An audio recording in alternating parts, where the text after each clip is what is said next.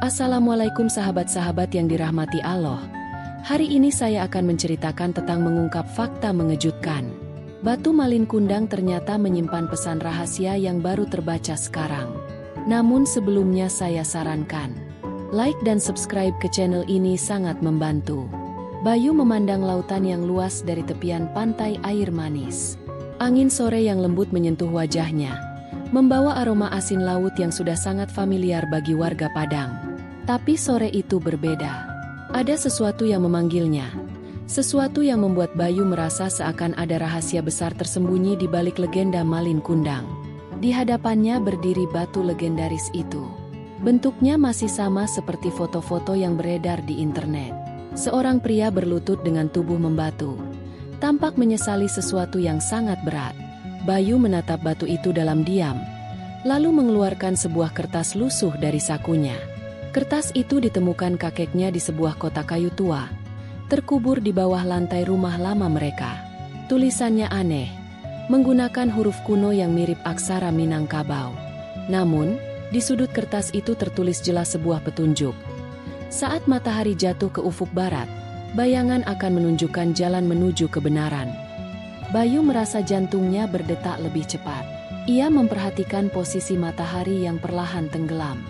Bayang-bayang batu Malin Kundang perlahan memanjang, mengarah ke sebuah titik di pasir yang terlihat berbeda warnanya. Seperti ada sesuatu terkubur di sana. Tanpa berpikir panjang, Bayu berlutut dan mulai menggali pasir dengan tangan kosong.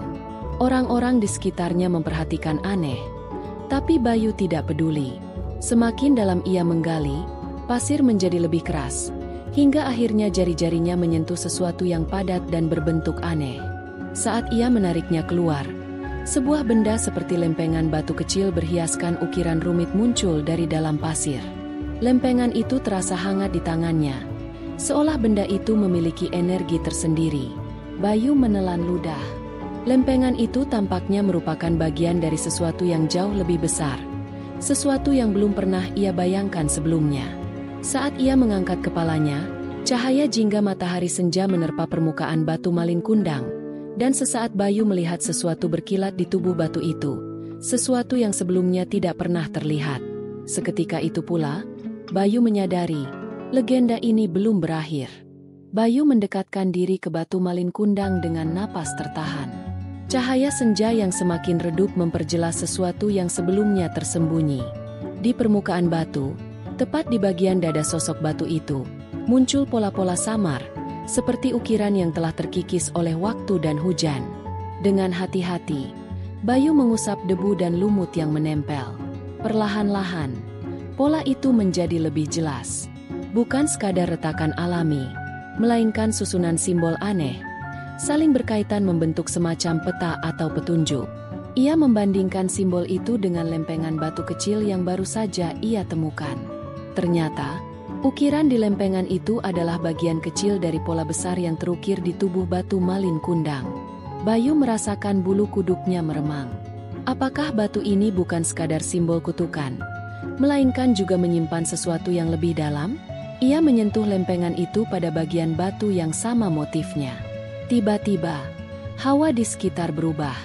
Angin laut yang tadinya lembut menjadi dingin dan berat, seakan membawa bisikan suara-suara dari masa lalu. Di kejauhan, ombak bergulung lebih keras, memukul pantai dengan suara menggelegar.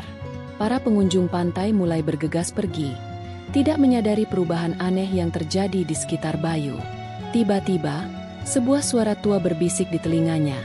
Suara yang tidak berasal dari dunia nyata. Temukan semua bagian sebelum malam ketujuh. Bayu terkejut dan memutar tubuhnya cepat. Tidak ada siapapun di belakangnya. Hanya angin dan bayangan batu yang membujur panjang di pasir. Ia memandangi lempengan itu sekali lagi. Lalu pandangannya terarah pada peta ukiran yang samar. Ada lebih dari satu lokasi yang ditunjukkan. Wajah Bayu mengeras. Ini bukan tentang sekadar cerita rakyat yang diwariskan turun-temurun. Ini tentang sesuatu yang tersembunyi selama ratusan tahun, menunggu seseorang untuk membangunkannya. Dan Bayu, tanpa pernah merencanakannya, telah menjadi bagian dari rahasia itu. Malam itu, Bayu tidak bisa tidur.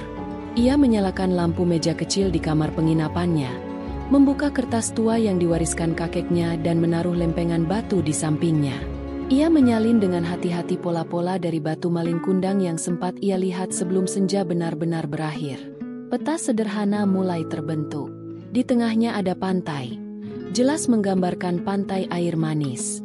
Garis-garis tipis menjulur ke arah bukit kecil di sebelah utara, tempat yang dikenal warga setempat sebagai Bukit Batu Lumuik. Bayu menggigit bibir. Bukit itu tidak banyak didatangi orang. Bahkan dianggap angker karena sering terdengar suara-suara aneh pada malam tertentu. Tapi tidak ada pilihan lain.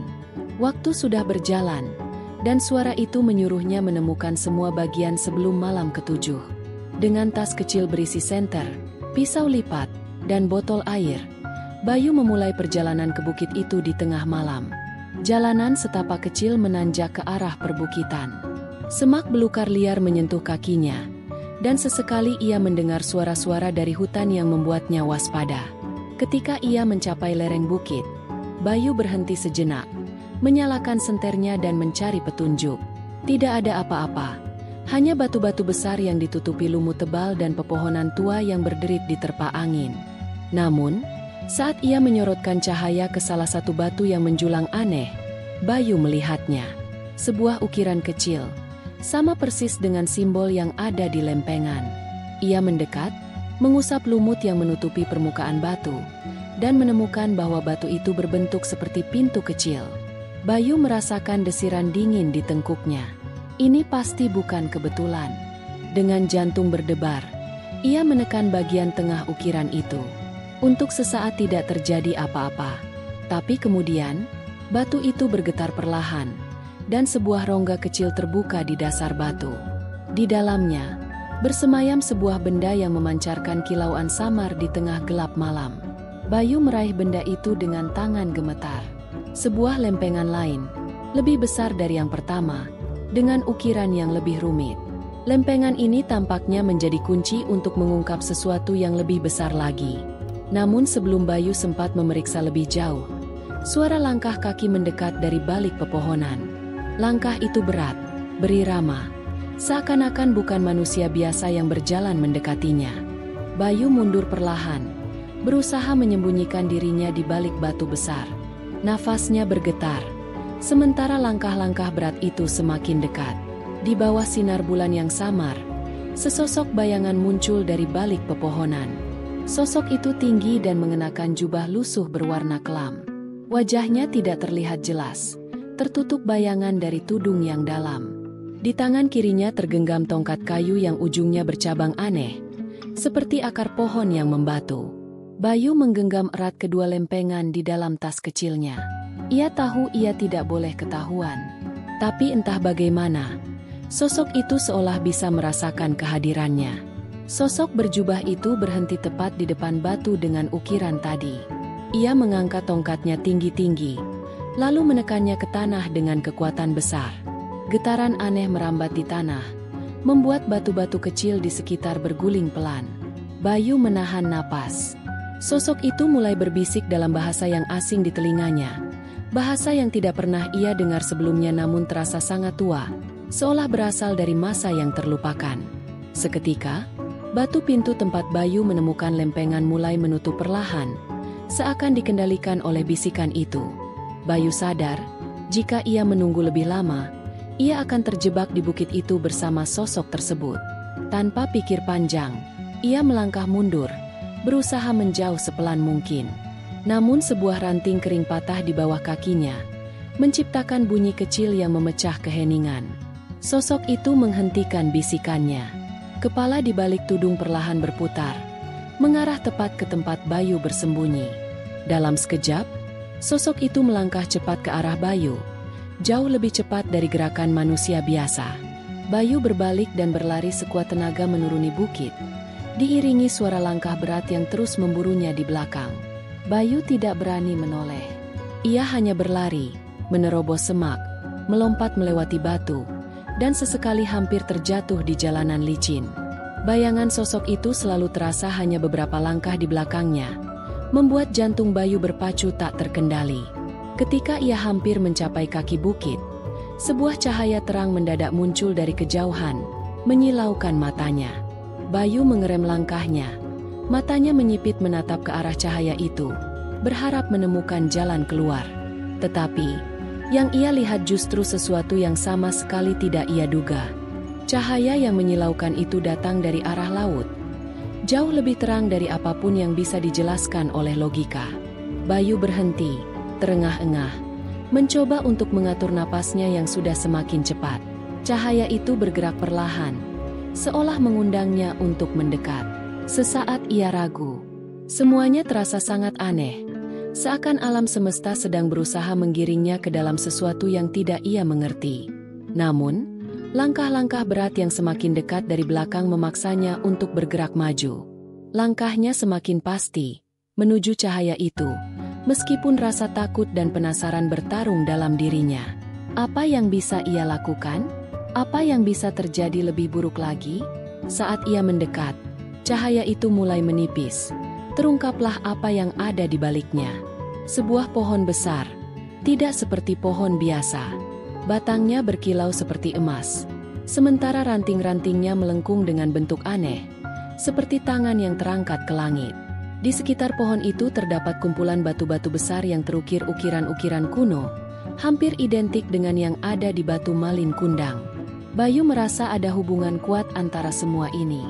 Namun, yang paling mencuri perhatian adalah sebuah objek besar yang terletak di bawah pohon itu. Sebuah peti besar, terbuat dari logam yang tampaknya sangat tua, terkunci dengan sebuah kunci besar yang aneh.